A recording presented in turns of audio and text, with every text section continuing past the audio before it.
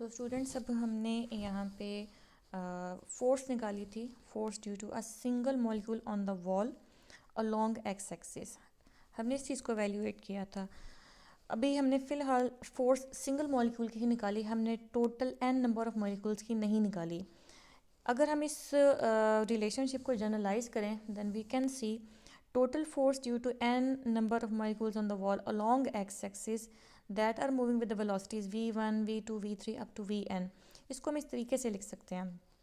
Total x directed forces, this will be the sum of due to velocity v1, v2, v3 up to vn। हमने सिर्फ इस फॉर्मूले को generalise करना है, जहाँ पे सबस्क्रिप्ट पे 1 लिखा है, उसके बाद इसकी सीरीज़ को हम कंटिन्यू करेंगे with v2, v3 up to vn। Then m और l इसमें एज ए कांस्टेंट सब वैल्यूज़ के साथ आएगा। So this is basically the total x directed forces. Now we are in a position to calculate the pressure on the wall at the face A, B, C, D, A along x axis. Then the pressure is equal to force per unit area, that is the force along x axis per unit area। तो यहाँ पे इसकी value को substitute करेंगे, जो force हमने evaluate की है। यहाँ पे एवेल्यूएट करने के बाद हमारे पास मिलता है P of x equal to 1/l square. Then the whole term that we have write over here.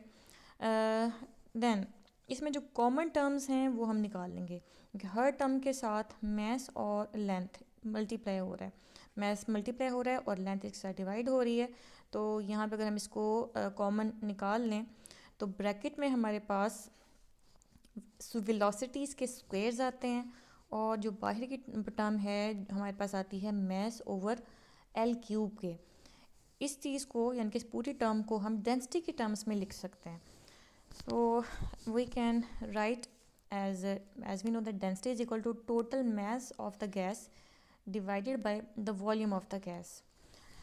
Then density is equal to total mass, that is if m is the mass of a single molecule and n is the total number of molecules in the gas, तो दोनों का product लें तो आपके पास total gas का mess आ जाएगा। इसको हमने डिवाइड करना है with the volume, and volume यहाँ पे देखा जाए तो एल क्यूब की सूरत में पहले से ही मौजूद है।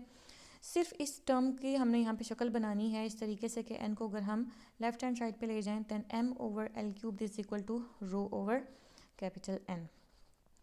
So we can substitute this term with this term rho over n. Then substituting this value over here, we will get rho over n brackets में हमारे पास है स्क्वेयर्स ऑफ द वेलोसिटीज़। अब अगर इसको देखा जाए तो हमारे पास ये n number of square of velocities है, और बाहर डिनोमिनेटर में हमारे पास कैपिटल n है। नंबर जितने नंबर ऑफ मॉलिक्यूल्स हैं उससे कॉरिस्पॉन्डिंगली नंबर ऑफ वेलोसिटीज़ इस ब्रैकेट के अंदर मौजूद हैं। अगर हम इस चीज़ को n को इसके डिवाइड कर दें, इस तरीके से इसको रेशो बनाएं, then this will give you mean of square velocities along x axis. यानी कि आपको ये स्क्वेयर वेलोसिटीज़ का एवरेज प्रोवाइड कर रही हैं जो कि एक्स एक्सिस के अलोंग है। इसको हम शॉर्ट टर्म में इस तरीके से लिख सकते हैं with the sharp brackets V X square. तो यहाँ पे हम इसको एवरेज की टर्म्स में इस तरीके से लिखेंगे। इस तरह की जो ब्रैकेट्स यूज़ की जाती हैं वो अमूमन मीन या एवरेज को शो करने के लिए इस्तेमाल की जाती हैं। So p of x equal to rho into mean square velocity along x-axis. This is the pressure on faces perpendicular to x-axis. अगर हमारे पास x-axis के along pressure की ये वैल्यू आई है तो इसी फॉर्मूले को हम जनरलाइज कर सकते हैं along y-axis and z-axis as well. Then we can generalizing it and we can write it in this way. P of y, this is equal to rho times into mean square velocity along y-axis. P of z, that pressure along z axis, this is equal to rho times mean square velocity along z axis. अभी भी हमने जो pressure calculate किया है, हमने total pressure gas का अभी भी कैलकुलेट नहीं किया, ये हमने कैलकुलेट किया separately X axis, Y axis और जेड एक्सिस का। हमने वो प्रेशर निकालना है जिसमें ये तमाम की तमाम जो सेपरेट इन्फॉर्मेशन ये कंबाइन होकर आए। For this we consider that case में गैस मॉलिक्यूल्स में रैंडम मोशन है, और रैंडम मोशन की वजह से इसकी जितनी मीन स्क्वायर वेलोसिटीज़ हैं उसके वेलोसिटी के जितने कंपोनेंट्स हैं उसकी सेम आंसर ही आएगा। यानी कि हम कह सकते हैं these are equal. If these are equal then from vector addition that is from vector addition we can say कि इसका जो रिजल्टेंट मीन स्क्वायर वेलोसिटी होगी this will be the sum of all X Y and Z component के square का sum लेंगे. Then if all velocity components along x-axis, y-axis, z-axis these are the same, then we can replace it with only one component. Text में हमने इसको x component से ही replace किया है तो हम इसको इसी को टेक्स्ट को ही फॉलो करेंगे और यहाँ पे लिखेंगे that is all components whether this is y along y-axis or z-axis this is equal to x-axis. So the resultant mean square velocity this is equal to 3 into mean square velocity along x-axis. So mean square velocity along x-axis this is equal to, इसको अगर rearrange करके लिखा जाए then this will be equal to 1/3 mean square velocity of the resultant velocity component. Then we go back to the expression the pressure along x-axis p of x equal to rho times mean square velocity along X axis. यहाँ पे हमने mean square velocity along X axis की expression लिखना है in terms of the resultant mean square velocity में. तो इस फॉर्मूले को यहाँ पे सब्स्टिट्यूट करेंगे. We will get P of X rho over 3 mean square velocity of the resultant component. Then by Pascal's law, Pascal law कहता है कि अगर उस गैस की डेंसिटी यूनिफॉर्म है तो यूनिफॉर्म डेंसिटी के लिए जितने भी प्रेशर के कंपोनेंट्स होंगे whether this is along x axis Y axis और जेड एक्सिस इन सब की वैल्यू सेम ही आएगी.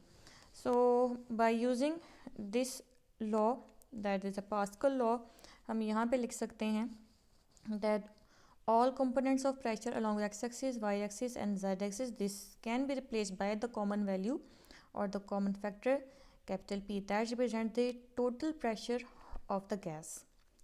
अब यहाँ पे हमने वॉल्यूम की जगह कैपिटल V यूज़ किया है. उसकी रीज़न ये है कि हम इसको जनरलाइज करने लगे हैं किसी भी कंटेनर के लिए. ज़रूरी नहीं है कि जो आप कंटेनर लें वो क्यूबिकल वेसल की शक्ल में ही हो, वो सिलेंड्रिकल शक्ल में भी हो सकता है, वो किसी और शेप में भी हो सकता है. That's why we have used this formula for the density. Then यहाँ पे density की जगह हमने इस formula को replace करना है m capital N over capital V, where n is the number of molecules and V is the number of this is the value of the volume. Then we will divide and multiply the whole formula with 2. अभी यहाँ पे 2 से multiply करने का मकसद ये था क्योंकि हम देखना चाह रहे हैं कि हमारे पास मीन स्क्वायर वेलोसिटी एक वेलोसिटी है यानी कि वेलोसिटी का स्क्वायर है. अगर हम यहाँ और यहाँ पे हमारे ब्रैकेट के बाहर मैस भी मौजूद है, सिर्फ अगर 2 का फैक्टर हम इसके साथ डिवाइड कर दें तो जो ब्रैकेट के अंदर वाली जो चीज़ है ये काइनेटिक एनर्जी बन जाती है. And this is basically the average translational kinetic energy. तो सिंपल इसको हमने रीअरेंज करना है. रीअरेंजमेंट के बाद हम देखेंगे जो ब्रैकेट के अंदर वाली चीज़ है this is that becomes the kinetic energy और capital N over capital V this again this is a constant. इस constant की अपनी physical significance है, ये आपको बताता है number of molecules per unit volume. इसको हमने एक single notation से इसको replace कर दिया that is N naught से 2/3 N naught. Then this is equal to or this value this will give you average translational kinetic energy. So this term is basically a constant and this is the average of the translational kinetic energy. इसको हम generalized करके मज़ीद बेहतर तरीके से इस तरीके से लिख सकते हैं that pressure this is equal to constant multiplied by average translational kinetic energy, or we can say how the pressure can be related to the kinetic energy. Pressure is directly proportional to the average translational kinetic energy. हमने ये result अब निकाला है by considering only the average translational kinetic energy, यानी कि molecule में सिर्फ linear motion थी, इसमें रोटेशनल मोशन या फिर किसी किस्म की वाइब्रेशनल मोशन को हमने कंसीडर नहीं किया था. तो अब इसके बाद में इसके कुछ केसेस हैं जिसमें हमने इसको रिलेट करना है विद द टेम्परेचर और कुछ गैस लॉज हैं जो कि हमने इस पे अप्लाई करने हैं। But for the time being हमने इसकी फ़िलहाल डेरिवेशन को देखा है। इसकी डेरिवेशन इतनी मुश्किल नहीं है, और चाहे थोड़ी सी आपको देखने में लगता है कि जैसे वो बहुत डिफ़िकल्ट है, कुछ पॉइंट्स हैं, अगर आप इसको क्लियर कर लें तो बाकी डेरिवेशन करना बहुत आसान है। सो इंशाल्लाह ताला इसकी जो रिमेनिंग पार्ट है इसको हम कवर करेंगे अपने नेक्स्ट लेक्चर में। ओके स्टूडेंट्स, अल्लाह हाफिज़।